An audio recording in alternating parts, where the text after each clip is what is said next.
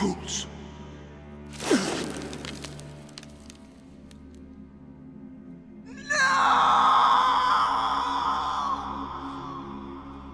Aragorn at Khazad-dûm when Gandalf fell. The film teases this moment out so that it's actually more applicable to us. In the book, Aragorn is way more direct. With a cry, Aragorn roused them. "Come, I will lead you now," he called. "We must obey his last command. Follow me." And nobody questions it because he is the heir of Elendil. But for those of us who don't have that card to play and might be questioned, the film shows a more granular example of what our leadership should look like. And it all centers on this apparent contradiction. In the moment, Aragorn appears frozen, overwhelmed with emotion, while Boromir is quick-thinking and active. Then outside, Aragorn appears callous to everyone's feelings, while Boromir appears sensitive to the group's needs. Legolas, get them out. Give them a moment, for pity's sake! On the surface, Boromir looks like the better leader. Why did they switch? They didn't. Here's what we're actually seeing. Boromir moves, then feels. His movement and his feelings are both reactions to outside factors. He carries the hobbits out because there are orcs nearby.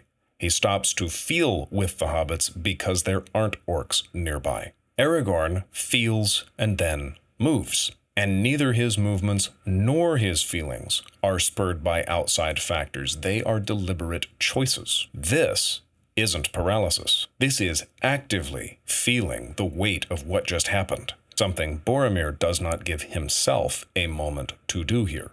Ironic. There is a time to mourn even if it's brief, and not mourning now will slow you down later. Aragorn's leadership style is active, Boromir's is reactive. The reactive lens looks at circumstance to gauge the proper response. When Aragorn gets everyone up, the shallow read is that he's telling everyone to suck it up, stop feeling, and start moving. And looking at it that way, the disagreement between the two men would simply be a disagreement about whether we are in a moment of peace or whether we are still in a moment of danger. But Aragorn is actually using an entirely different framework. For Tolkien, leadership means actively imposing your will on the moment. Will is a key force in Tolkien. When Aragorn looks into the stone of Orthanc, he says, "I spoke no word to him, and in the end I wrenched the stone to my own will." On the journey from the paths of the dead to Lamedon, it says, "He led the company forth upon the journey of greatest haste and weariness that any among them had ever known, save he alone, and only his will held them to go on." Aragorn's leadership framework is to never be pushed by the moment, but instead take every moment and make it serve the good as best as he can. That's not making the best of every moment, it's redefining what the moment means. The wizard just died. Feel that fear. Why is this frightening? Because the group now has no leader. I choose to fix that.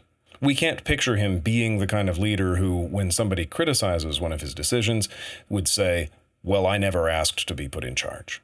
That's why he's not putting sensitivity second when he's outside the cave. On your feet, sir. He's doing something deeper, telling them that they can both move and feel. He's managing the group's emotions for them.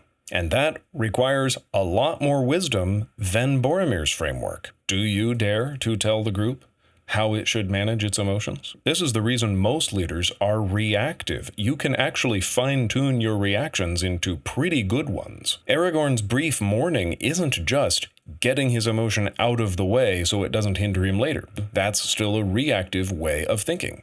Probably the best of the reactive ways. These emotions are on me, I have to get rid of them, let me find the best mechanism for doing that. That would be a next level Boromir.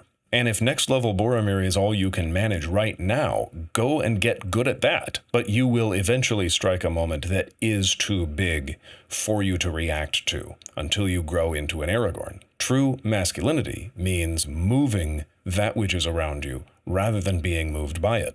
Aragorn, as an ideal, shows us how to feel emotion in a different way.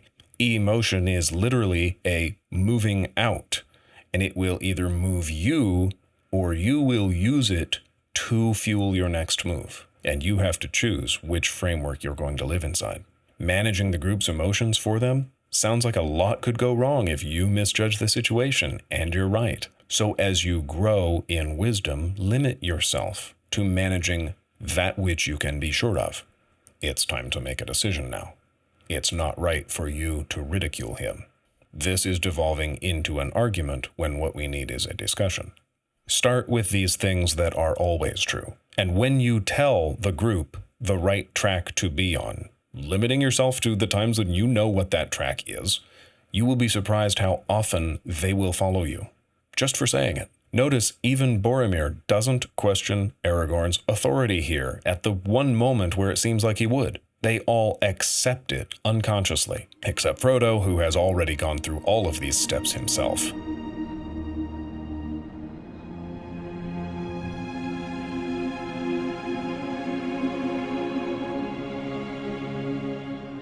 A man can have good and quick reactions, but Boromir shows us how that framework will eventually collapse. Engage actively, even if it makes you look overwhelmed for a moment. Don't be afraid of telling the group what needs to happen next. Someone less qualified than you is probably about to speak up anyway. If you're seeking more leadership tools like this one, subscribe. Move actively, feel actively, and take care of your souls.